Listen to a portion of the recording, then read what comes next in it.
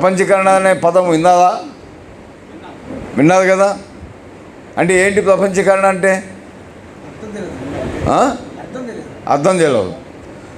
ప్రపంచమంతా ఒకటే విధానం ఉండాలి.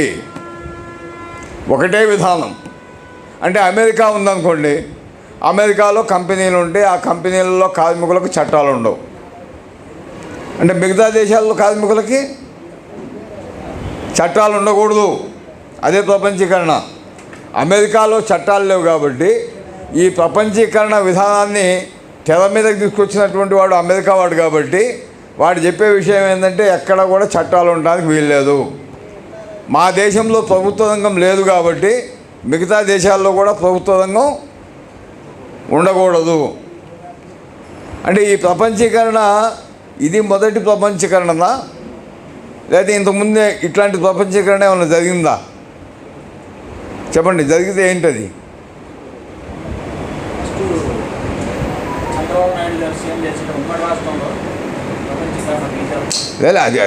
అదే అంటే 1990 నుంచి ప్రపంచీకరణ అనేది మొదలైంది.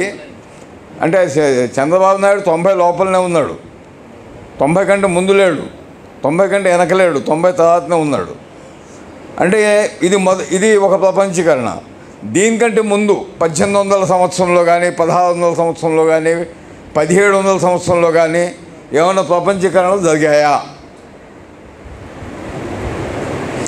ఇంకా మీకు బాగా క్లూ ఇచ్చిన నేను. మన దేశానికి ఎవరు వచ్చారు?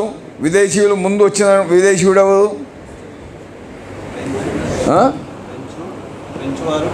ఫ్రెంచ్. ముందు వచ్చింది ఫ్రెంచ్ వాళ్ళు. ఒకసారి మన శివరామకృష్ణకి అంతా గట్టిగా సప్పట్లు కొట్టండి. సప్పట్లు కొట్టలేదు మీరు. ఎవరైనా మంచి మంచి విషయాలు చెప్పినా సప్పట్లు కొట్టలేదు. సప్పట్లు కొడితే కదా మాకు కూడా ఉత్సాహం వచ్చేది. శివరామకృష్ణ గారు చెప్పినట్టు ఫ్రెంచ్ వాళ్ళు ముందు వచ్చారు. ఏ సంవత్సరంలో వచ్చారు అది కూడా శివరామకృష్ణ చెప్పాలా? 16 దగ్గరలోనే ఉన్నావు కానీ శతాబ్దాలు కాదండి, నాకు సంవత్సరం కావాలి కరెక్ట్గా. 1594వ సంవత్సరంలో ఫ్రెంచ్ వాళ్ళు మన దేశంలోకి వచ్చారు. అది మీకు పుస్తకాలు ఇస్తాడేమో, మీరు రాసుకుంటారు అనుకుంటే పుస్తకాలు ఇలా మీరు వింటమే చాలా గొప్ప అనుకుంటున్నాడు ఆంజనేయులు. పుస్తకాలు పెన్నులు నెక్స్ట్ టైం అరేంజ్ చేసుకుందాం. 1594వ సంవత్సరంలో ఫ్రెంచ్ వాళ్ళు మన దేశానికి వచ్చారు. 1600 సంవత్సరంలో బ్రిటన్ వాళ్ళు మన దేశానికి వచ్చారు. ఆ తర్వాత సంవత్సరాలు క్లియర్గా మనకు హిస్టరీలో దొరకలేదు కానీ డచ్ వాళ్ళు వచ్చారు. ఇట్లా 4-5 దేశాల వాళ్ళు మన దేశానికి వచ్చారు. ఏమని, ఎందుకు వచ్చారు? వీళ్ళంతా వ్యాపారం చేసుకుంటామని వచ్చారు. వ్యాపారమే చేశారా? ఏం చేశారు?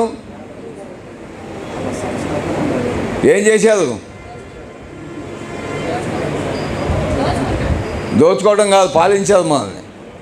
దోపిడీ ఎట్లాగుంటుంది? వ్యాపారం నుంచే స్టార్ట్ అవుతుంది దోపిడీ. మనల్ని పాలించారు. వాడు వచ్చింది దేనికి?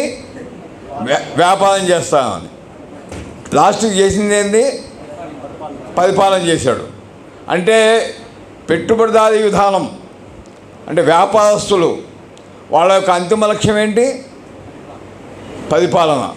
అంటే దోపిడీ నీకు వ్యాపారంలో తక్కువ ఉంటుంది, పరిపాలన చేస్తే ఇంకా ఎక్కువ దోచుకోవడానికి అవకాశం ఉంటుంది. కాబట్టి విపరీతమైనటువంటి దోపిడీ చేయటమే వాళ్ళ లక్ష్యం. కాబట్టి ఈ పెట్టుబడిదారీ విధానం అనేటటువంటి దాని యొక్క ఆఖరి అంశం ఏంటంటే సామ్రాజ్యవాదం. అన్ని దేశాలని పూర్తిగా వాళ్ళు హస్తగతం చేసుకొని వాళ్ళ పాలన చేసి ఇక్కడ ఉన్నటువంటి మన యొక్క శ్రమ కష్టాన్ని దోచుకొని పోవటమే వాళ్ళ యొక్క ఉద్దేశం. అంటే కష్టాన్నే దోచుకుంటారా, ఇంకేమైనా దోచుకుంటారా? వనరులు యాడ్ నుంచి వస్తాయి. వనరులు బయటకు దేంతో వస్తాయి? మీకు ఒక విషయం నేను చెప్పాలి. ఈ పెన్ను ఉంది. ఈ పెన్ను తయారు చేయడానికి ఏమేమి ఉపయోగపడినాయి? ఆ ప్లాస్టిక్ యాడ్ నుంచి వచ్చింది. ఈ ప్లాస్టిక్ యాడ్ నుంచి వచ్చింది. ఇంకా ఇది తయారు చేయడానికి ఏమేమి ఉపయోగపడిన అవసరం వచ్చింది? ఎవడన్నా పెట్టుబడి పెట్టాడా? ఏమండి? మానవ శ్రమ, మనిషి చెట్టు నాటాడు, లేకపోతే ప్రకృతిలోనే అది పుట్టింది. పుట్టినటువంటి దాన్ని మనిషి కొట్టాడు, చెక్కలు చేశాడు. చెక్కలు చేసిన తర్వాత దీన్ని చిత్రగా పట్టాడు. చిత్రగా పట్టిన తర్వాత వడ్రంగం చేసి ఆయన కష్టంతో దీన్ని తయారు చేశాడు. వడ్రంగం చేసే వస్తువులు బాడిచ కానీ రంపం కానీ ఏవైతే ఉన్నాయో అవన్నీ మళ్ళీ ఇంకోళ్ళ శ్రమ ద్వారా తయారైనవి.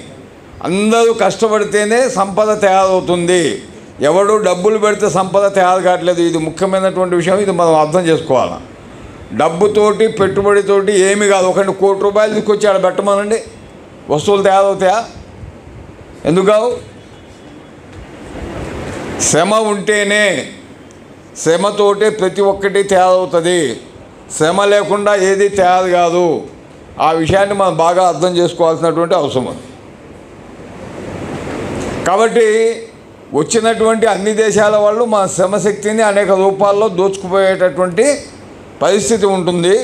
కాబట్టి ఇప్పుడు ప్రపంచంలో ఎవరైతే బాగా అభివృద్ధి చెందారో, ఎక్కువ టెక్నాలజీని ఎవరైతే రూపొందించుకోగలిగారో వాళ్ళు పేద దేశాలని, బలహీనంగా ఉన్న దేశాలని, టెక్నాలజీ లేని దేశాన్ని దోచుకునేదే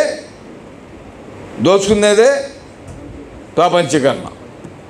అంటే ఇట్లా దోచుకోవడానికి ప్రపంచీకరణ అంటాం. అంటే ఫస్ట్ ప్రపంచీకరణ ఎప్పుడు స్టార్ట్ అయింది? 1594 సంవత్సరంలో స్టార్ట్ అయింది. ఎప్పుడండి అయింది? మన దేశంలో 1947లో అంతమైపోయింది. అంటే ఈ మధ్యకాలంలో కామెంట్స్ ఏమైనా అర్థం కాకుండా బోధ కొట్టేటటువంటిది ఏమైనా ఉందా? బాగానే ఉందా? ఈ మధ్యకాలంలో ఇప్పుడు అనేక పోరాటాలు జరిగినాయి.